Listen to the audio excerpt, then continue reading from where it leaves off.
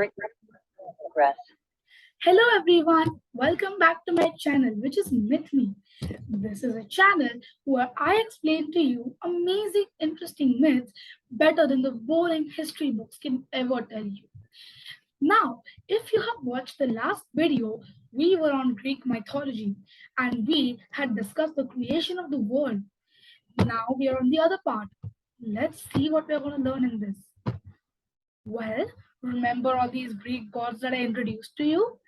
Well, today I am going to tell you how the main gods from these, which are Zeus, Poseidon, Hera, Demeter, and Hades, got born. It's actually very interesting, and you're gonna love this. So let's begin. Let's start with the sequel. After Uranus died, Kronos was named the Lord of the Cosmos. The four siblings who helped him were given the four directions to rule. He then freed all his younger siblings from the Tartarus. The hundred-handed ones turned out to be good makers of things. So, as a token of gratitude, they made him a huge palace on the highest mountain in Greece. Now, the next part may sound a bit weird, but it's true. He then fell in love with one of his sisters, Rhea, but was afraid to marry her because of his father's curse. Now, his father's curse had not bothered him before because he had never thought of marrying and getting children. But now that he had fallen in love with Rhea, he did not know what to do because if he married her, then of course they would be children. But he didn't want his children to overpower him and seize his throne.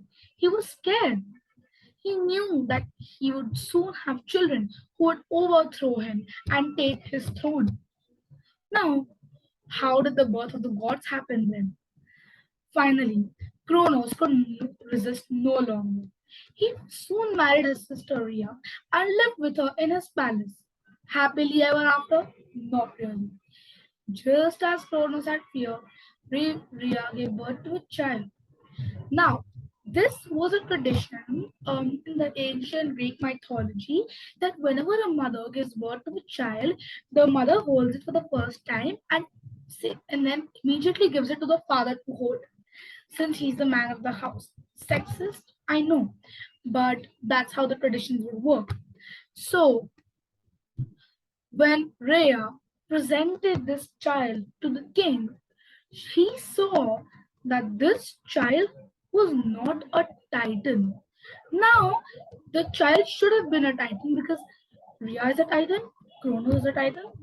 But will they give birth to a titan? That's what they were expecting. But he saw that this child is different. How? It was a small baby girl looking as normal as a human child, only it had something magical about it.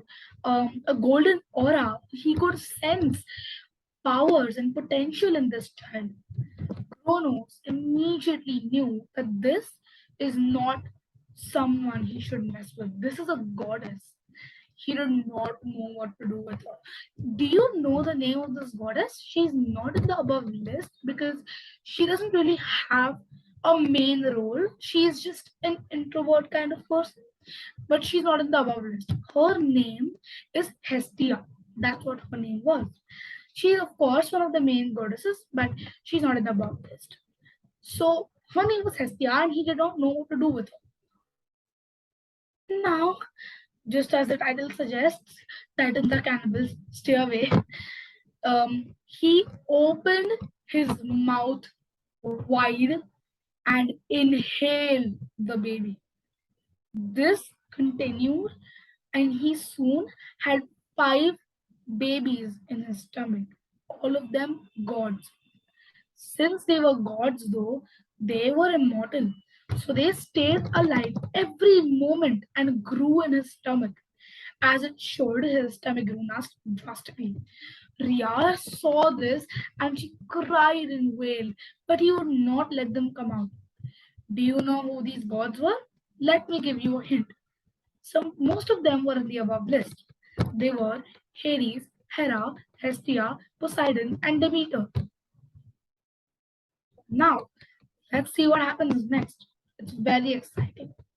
Now, Rhea didn't want her abomination of a cannibal husband eating her sixth baby. So when she got pregnant for the sixth time, Rhea concealed the birth of Zeus in a cave on Mount Dicte in Crete and gave Cronus a stone wrapped in swaddling clothes. Kronos, without thinking, swallowed the stone. Because what was he expecting? A god, and gods are dangerous. So, inhaled the stone. Meanwhile, the actual real Zeus was kept under the care of nymphs and satyrs. Soon, when Zeus was all grown up, now Rhea could not meet Zeus much, but of course she came to visit. How did the milk supply come then? Now, this is a fact that is not given in most stories or mythologies videos that are there, but I'm gonna tell you this. Well, there was this magical goat who gave nutritious milk. It was so nutritious that it could turn a baby into a healthy, big child. So this milk was given to Zeus, and he became very powerful and strong with that milk. It was very nutritious and good for the child. That's how he got milk. Now, when Zeus was all grown up and ready to overthrow his father, Rhea told him a plan. Zeus then went to Kronos' palace and told him he wanted a job. He got a waiter's job.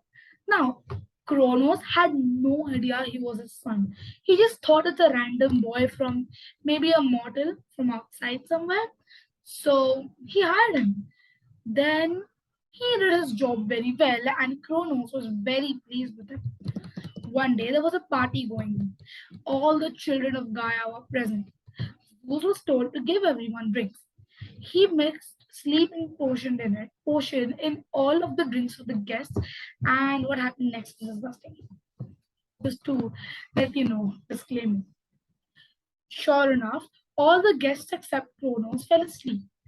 His drink had such things mixed in it that it would make it vomit. So he puked. All the divine beings tumbled out. Ah, I can finally stretch, said one. Oh my god, where are we? Said another. Wait, we're finally out of father, said a third. Kronos was furious, but was in no condition to fight. He staggered to get his sight, but could not. The gods ran away from there, hoping to never see their father again. But little do they know, they were not only going to see him, they were going to fight him and seize his throne. This was a very interesting story, wasn't it? It wasn't as long, but it must have caught your attention. I'm going to send another video in which it says how the gods overpowered Zeus and how they took their positions as gods. Now, just so you know, Kronos had locked up the hundred-handed ones and the Cyclops again because he thought they were useless for some reason, even though they built him a palace. And you're gonna see how Zeus freed all of them and how they took their place on Mount Olympus, which became the highest mountain in Greece after this mountain on which Kronos' palace was built crumbled. So I hope you guys enjoyed this video. I really enjoyed it. I really enjoyed telling it to you, and I hope you guys enjoyed it too. Don't forget to like the video, subscribe to my channel, and click the notifications bell to get brand new videos notifications. And I'm really happy to finally make the second part. I was really excited for this, and you can soon be waiting for the third part. It's gonna be coming out next week, and I really hope you guys enjoy this video, and I'll see you in my next video. Bye, guys.